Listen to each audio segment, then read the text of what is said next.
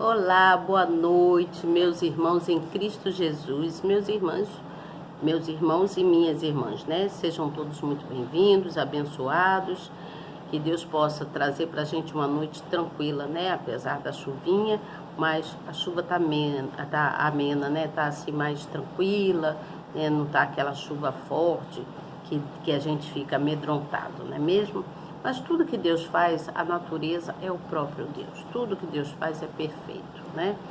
Faz um calor, mas Ele manda chuva para poder amenizar esse calor, não é mesmo? Então vamos aqui, a gente começar a se colocar num lugarzinho aí bacaninha, né? Um lugar bom, onde você possa prestar atenção do que eu venho trazer aqui, que é o estudo da Palavra de Deus, tá bom? Vamos estudar Isaías, como nós temos feito todas as noites. Nós nos reunimos aqui para estudar a palavra de Deus, que é o livro do profeta Isaías. Hoje eu vou falar do capítulo 15 e do capítulo 16. Então, vamos começar. Para isso, eu peço a você que está chegando novo, que você se inscreva no canal, tá bom? Se inscreva no canal, aperte aí na palavrinha inscrever-se, no sininho na palavrinha todos. Você novo que já se inscreveu, muito obrigado, que Deus te abençoe grandemente, esteja sempre aqui conosco, convide alguém para participar desse encontro que nós fazemos aqui todas as noites, onde eu deixo para vocês aqui uma palavra amiga, tá bom? Então, Deus o abençoe grandemente a você e toda a sua família. Se inscreva aí, tá bom? Você vai ver também uma mãozinha assim, você clica nessa mãozinha para mostrar para o nosso canal que você está presente e que você gosta do que você vê e do que você ouve aqui, tá bom? Depois, no final, então, você convida alguém e vai compartilhar essa palavra. No compartilhamento, você já faz o convite à pessoa para ela participar desse nosso encontro aqui todas as noites, que é de grande valia para a gente, não é mesmo? Então, eu vou começar lendo aqui o versículo de número 1 do capítulo 15 do livro do profeta Isaías, que fala sobre a predição da ruína de Moabe. Então, inicia-se assim: peso de Moabe.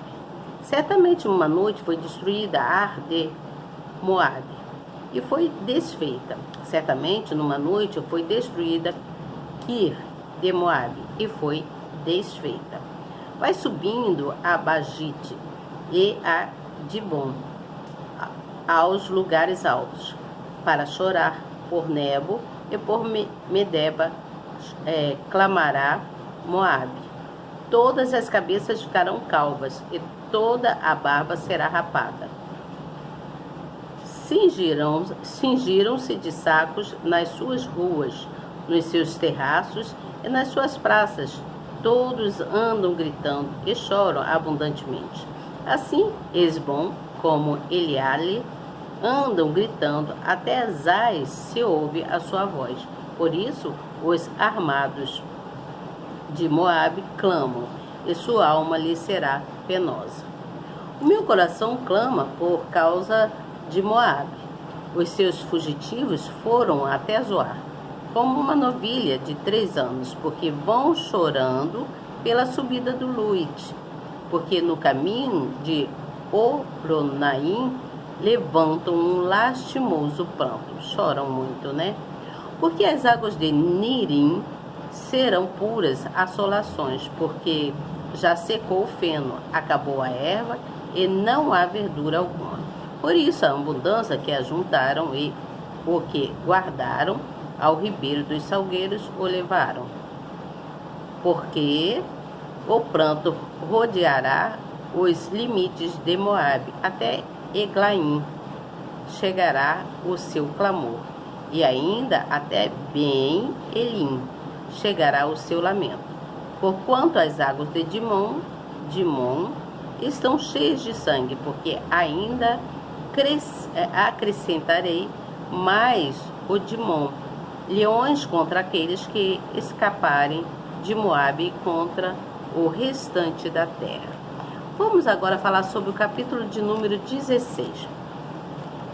Enviai o cordeiro ao governo da terra, desde Sela, no deserto, até o monte da ilha de Sião.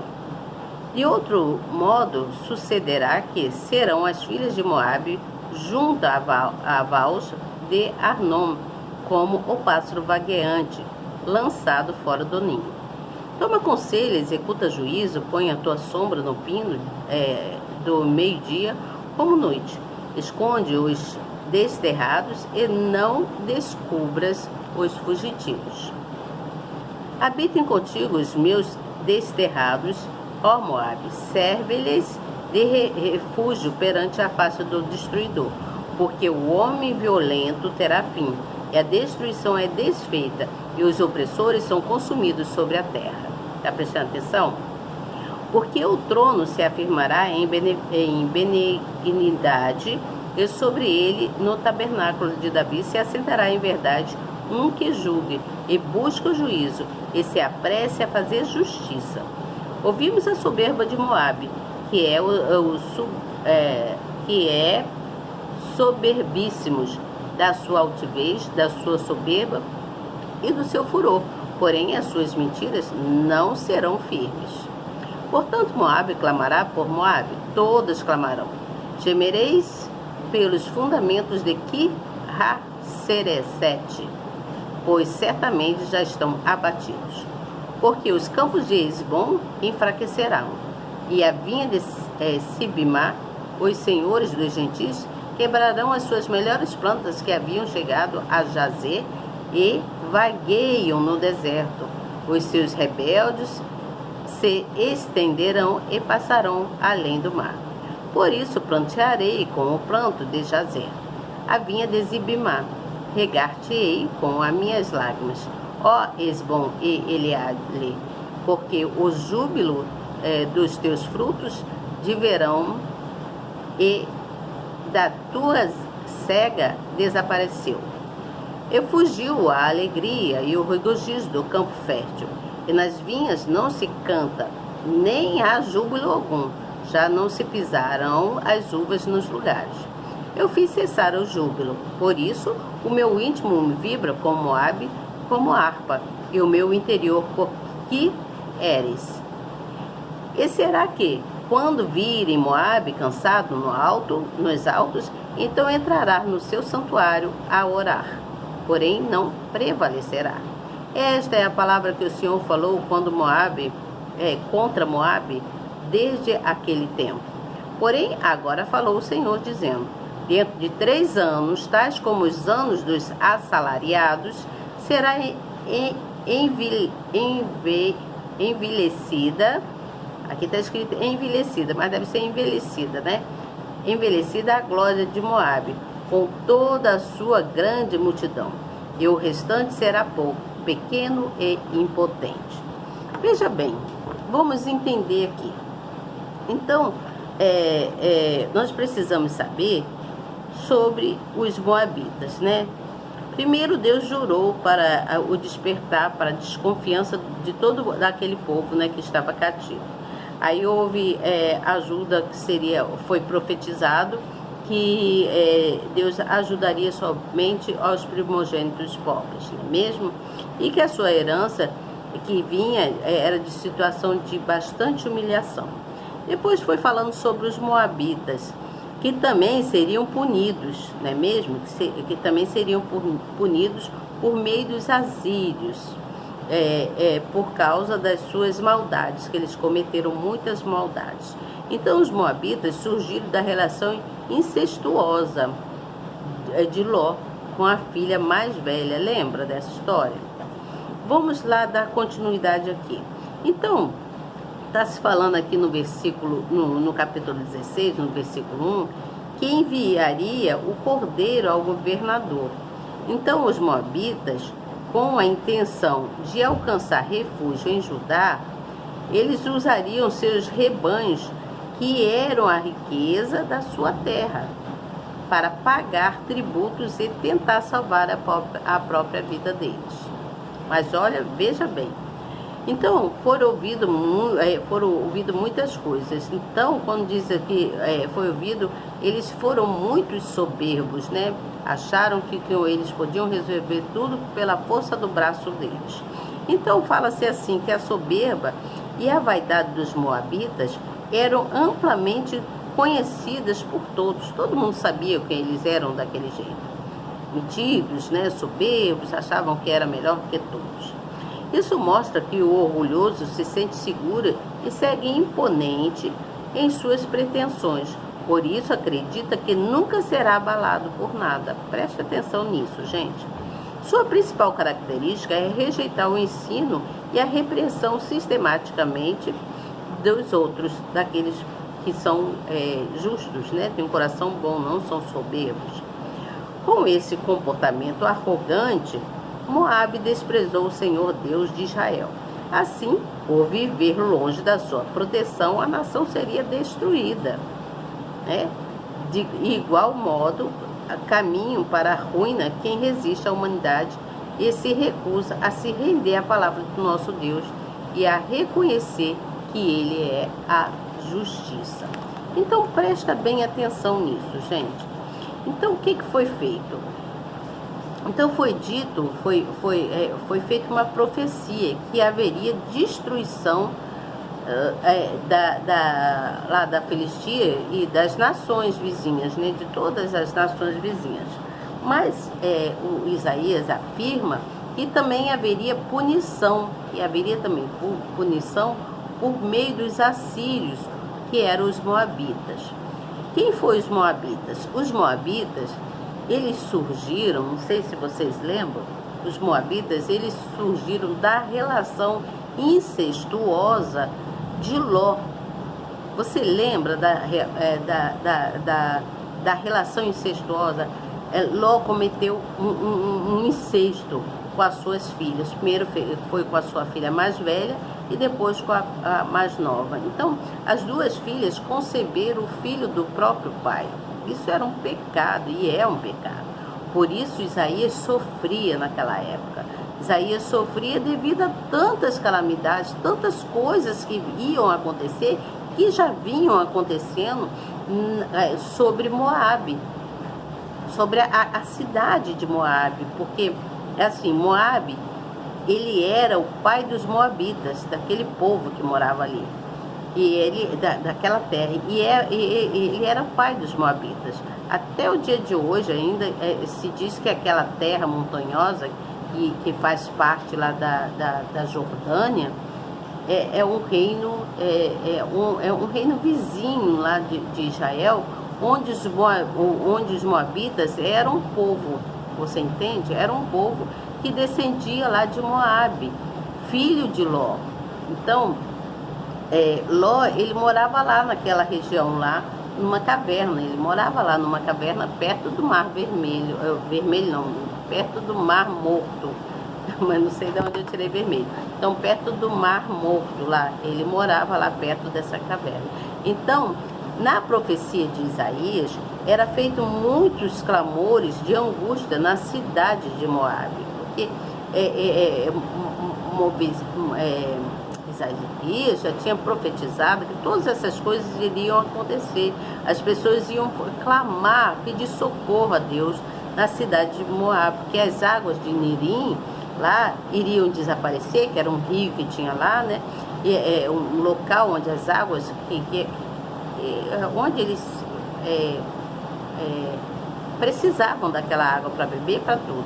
Então, aquelas águas iam secar e haveria também uma grande seca sobre toda a terra, principalmente naquela região. Então, a gente vê isso lá aqui no versículo 5, que está escrito, quando Isaías fala assim, que o meu coração clama por causa de Moabe. Então ele clama, Isaías sentia, sofria, e todos os fugitivos, ele via que todos os fugitivos levantavam clamor por causa da destruição daquela cidade de Moabe. Então ouvia-se gritos, né, por toda parte, resumindo o clamor quero assim resumir, tá uma chuva, gente. Havia um clamor de angústia por causa de Moabe, por causa da cidade de Moabe, que era por todos lá, onde todos moravam lá. E depois houve a invasão, aconteceram muitas e muitas coisas, aí houve a invasão do povo da Babilônia, né? E todo aquele povo se manifestava em seu pranto, no seu choro, né? Todos choravam, desesperados e gritavam muito de tristeza. É muito triste isso, não é mesmo? Então, nós aí aprendemos que muita coisa nessa história desde lá do início, né? Então nós vimos que o profeta Isaías, ele vinha profetizando muitas coisas. Ele profetizou contra as nações, ele falou as coisas que iam acontecer contra as nações, ele profetizou a volta do Messias e muitas outras coisas. Então, gente, nós precisamos prestar atenção nas profecias.